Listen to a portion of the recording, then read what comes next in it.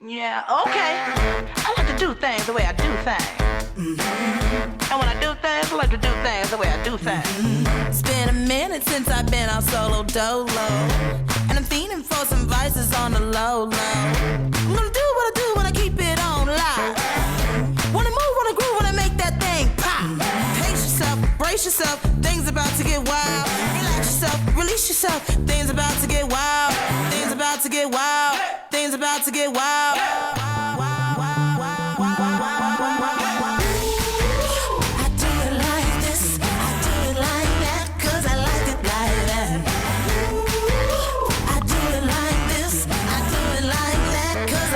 Like that. Do you like it like that? Do you like it like that?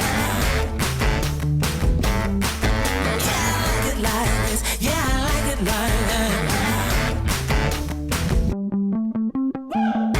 I can tell that something's got you feeling loose now, and your hands and body moving in a groove now.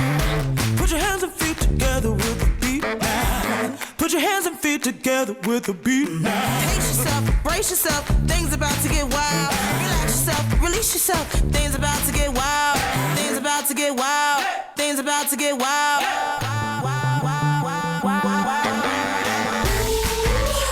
do it like this, I do it like that, 'cause I like it like that. I do it like this, I do it like that, 'cause I like it like that. Do you like it like that? Do you like it like that? Yeah, I like it like this. Yeah, I like it like that. Like this, like this, like this, like this, like that. Yeah. Like that, like this, like this, like this, like that. Yeah. Not that, like this, like this, like this, like that. Yeah. Like that. Yeah.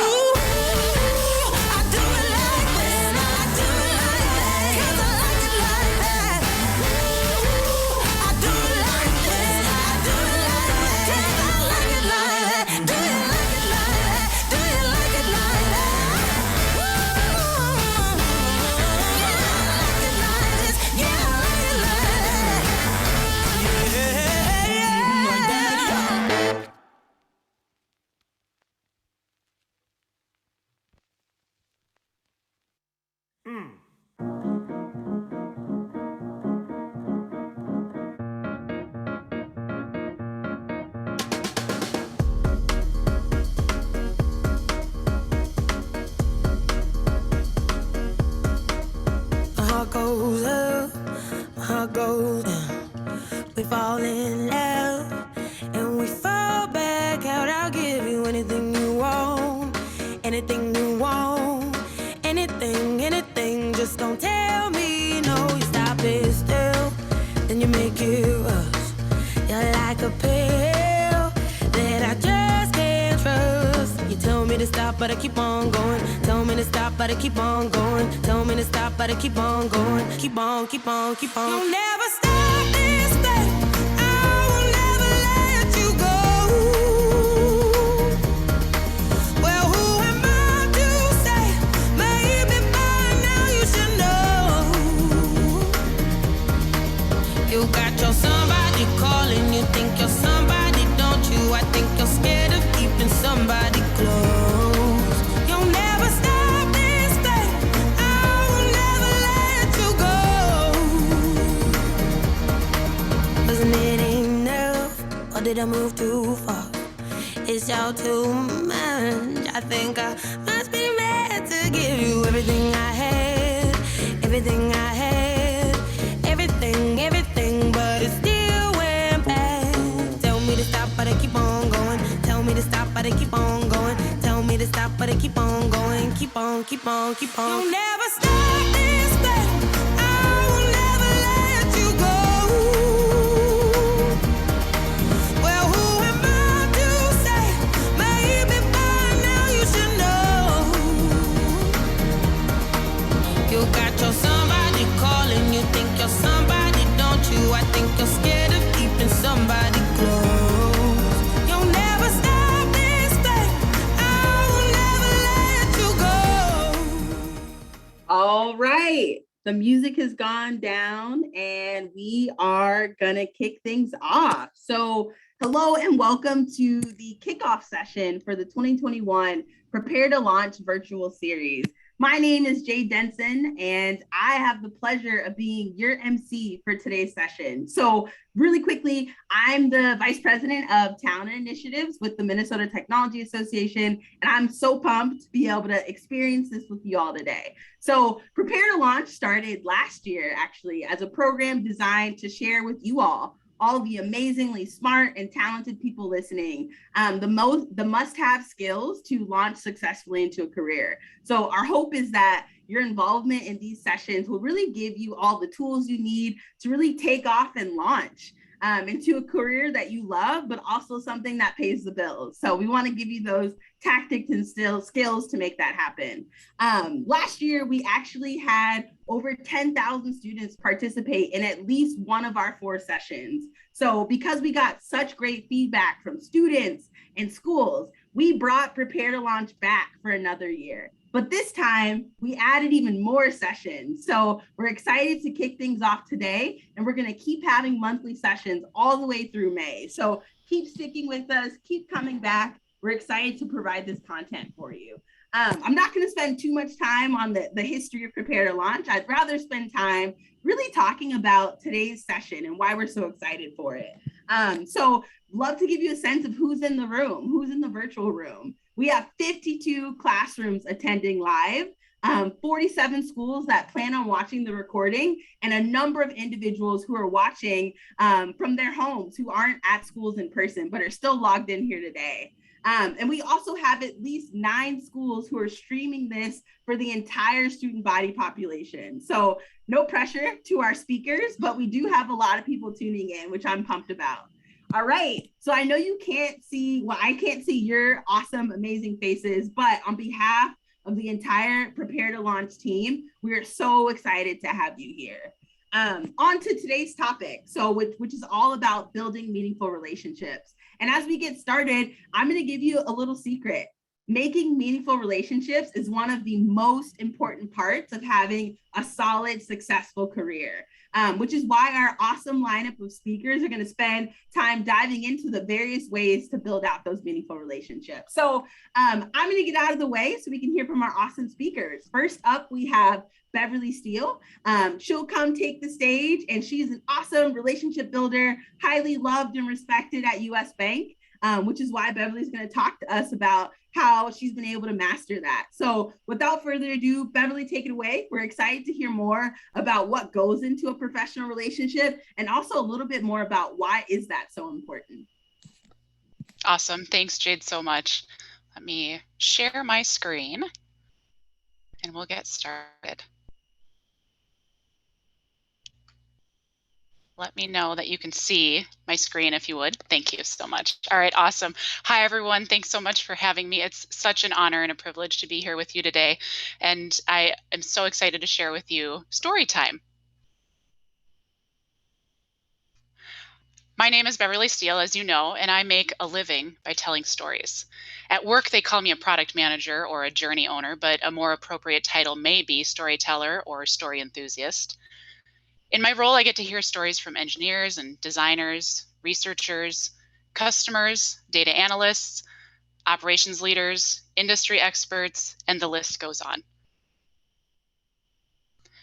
I use information from the stories I listen to synthesize and create new stories to share. I share those stories regularly with executives, operational leaders, finance partners, risk and compliance partners, engineers, researchers, customers, and I share these stories to help them understand the problems we're solving and why. These stories provide context to inspire the team to build new digital capabilities for our customers and employees. And to tell a good story, you need to know your audience, have empathy for your listeners. What's in it for them? You'll perhaps share stories, variations of your story with different parties based on who they are or how you perceive their worldview. Stories are the original viral tool. When you hear a good story, what's the first thing you do?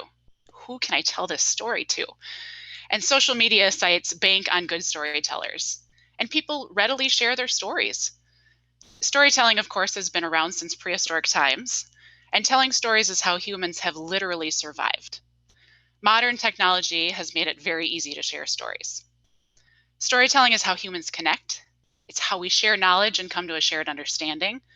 It's how we socialize and how we build relationships. And the beauty of it is, anyone can do it because everyone has a story. People will remember you for the stories you tell, but they have to be sticky stories. And a sticky story is a story that can easily be remembered and shared. In the world, according to Beverly Steele, my middle and high school English teachers, shout out to Mrs. Jerstead and Mr. Bankston, and many accomplished scholars, there are 3 key ingredients to a sticky story. They have a setup, a main event, and a conclusion, or a moral of the story. I'm going to share a story with you, so I'm going to give it a go. You judge me and see how I do on the 3 parts of a story.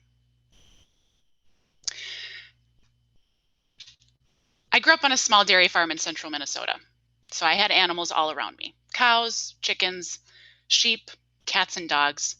And from a very young age, my sisters and I were responsible for helping with chores every single day. And I wanted a horse from a very young age. I wanted one since I was very little, as you can see from the pictures. And for a glorious yet brief moment at our family farm, we had a pony. His name was George, and he wasn't the friendliest pony. My grandpa actually called him a mean little bugger. He was a very sassy little guy. He would stand in the way of the cows coming home after they were in the pasture all day. George taught me how to get bucked off and get back up again. So anyway, George didn't stay at the farm very long. Despite the less than ideal experiences with George, I still wanted a horse so badly. My neighbors had horses. Some of my classmates had horses. In my opinion, we had room at the farm for a horse. And so, of course, I begged and begged over and over again, Dad, please, please, can we get a horse? I promise. You won't have to do a thing. I'll take good care of it. Please, Dad, I really want one. Can we please get a horse? Well, every time the answer was no. My dad called horses hay burners. Of course, they didn't serve a purpose on the farm after tractors were invented. We don't need a horse. But let's be real, it was never about need. So when I was roughly 9 or 10 years old, I decided I was going to take matters into my own hands. If I wasn't allowed to have a horse, I was going to turn one of our cows into my riding companion. I mean, it made sense, right? They're roughly the same size animal. We had plenty to choose from. So in my 9-year-old brain, it worked out. So one evening, after I was done feeding the calves and doing my assigned chores, I tested out my idea. Our cows were very friendly and docile animals. Ginger, who looked quite a bit like this little beauty on the screen, was my unsuspecting victim. So I jumped up on her back, expecting her to start walking or at least move. But nothing happened. She just stood there. I gave her my best cowgirl's nudge using my heels and bellowed, "Hi-ya!" And we sat there. I mean, doesn't every farm animal know what hi-ya means? Well, luckily, stubbornness runs in my family, so of course I was determined to make my idea work. Now, I watched MacGyver, the guy who could build anything out of gum and paper clips. But I also watched Saturday morning cartoons. Yes, with the commercials and all. Therefore, I knew that if you needed an animal to move, you dangled a carrot. So I did my best MacGyver impression. I went into the yard. I found a stick that was the perfect length. I grabbed some twine string from the barn and a fistful of hay, and I got to work.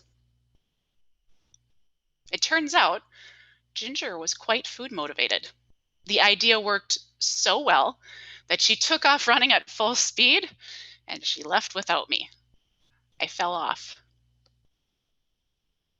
I fell in a fresh cow pie. My dad watched the whole thing. Belly laughed, of course, while asking if I was okay. Yes, Dad, I'm fine. The only thing bruised right now is my ego. Did I try it again? Absolutely. Of course I did. Remember, I'm quite stubborn.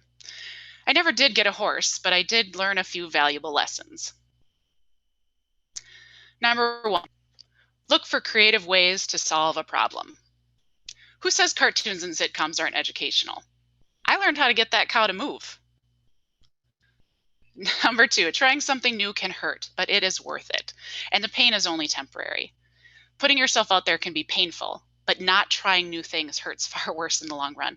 I may have forever wondered, what if I hadn't tried? Well, now I know. It's all about failing fast and learning. Number 3, when you fall, get back up. If at first you don't succeed, brush yourself off and try again. Now, in my case, I needed a scalding hot shower. But don't let setbacks derail you completely. And last, even your best ideas can land you in a cow pie. But you won't know that until you try. And the key is to learn from your mistakes and use that knowledge to your advantage, to try another new idea and to experiment. Okay, that was my story. So I'll ask you, how did I do? Is my story sticky according to my definition? Did I hit the 3 points? Are you going to remember my story? What pieces of my story do you remember from the beginning, the middle, and the end? Would you be able to tell someone else my story, either later today, next week, or next year? And what's the point of me telling you this story in the first place? Well, hopefully you laughed. It's a funny story from my childhood. And I hopefully successfully demonstrated the 3 parts to a story, which should make it easier for you to remember the story and to remember me. No doubt you learned something about me. I'm a farm girl, more specifically a dairy farmer's daughter. I love horses and in general all animals. I'm from central Minnesota. I'm stubborn. You may have also found that we have some things in common. Can you identify with any of the parts of my story? Have you tried any crazy ideas? Anyone here grow up in central Minnesota? Anyone on the line even heard of MacGyver? What questions would you have for me after hearing my story? First of all, you might ask, is this story true? And I can assure you, I actually verified with my dad last weekend that my recollection of the story is on point, with one exception. The name of the cow is changed to protect the innocent. I have many other farm stories to share for those who are interested. Look me up. But I also shared a potentially embarrassing story. A key piece of building relationships is being vulnerable. No one is perfect, and sharing in that imperfection brings a deeper human element to any story. But also, when you hear a story, do you listen to learn and not just to respond or react? Engaging and asking follow-up questions after hearing a story builds rapport with the storyteller and opens the door to a deeper level of understanding. Likewise, welcoming questions about your story from listeners inspires trust among participants. Before I go, I'll leave you with 2 pieces of advice. Number 1, you stand to learn something from everyone you meet. So take the time. Listen to their stories. Ask questions and show interest. Have empathy for the storyteller. Build emotional connections. You'll find quickly that you have a network of people with a variety of experiences similar to yours that you can call on when you need advice. And number 2, be brave and vulnerable enough to share your story. People can learn from you too, and they'll remember you for your story. And they'll call on you when they need your advice or your help or your support, or to share in their joy or heartache. Get comfortable telling your story. Get good at adjusting your story for your audience. Bottom line is just tell your story. People will be inspired, even if you don't think your story is all that inspiring. You'll find commonalities in your story. You'll build personal connections. You'll build your network and find people through storytelling. If you follow this advice, you'll be on your way to building meaningful relationships. Thank you for having me. Thank you for letting me share one of my stories, and I challenge you to share yours. Enjoy the rest of the session. Cheers. Awesome. Thank you so much, Beverly. I actually really appreciate that you reminded us that we all have a story and we all have something to say as we talk about our stories. And that really at the heart of connecting with people and building those meaningful relationships is an exchange of stories. So you're telling a little bit about yourself and you're learning a little bit more about someone else's story. Awesome job. And you're an exceptional storyteller. I'm sure US Bank really values that about you. So thanks for sharing. All right.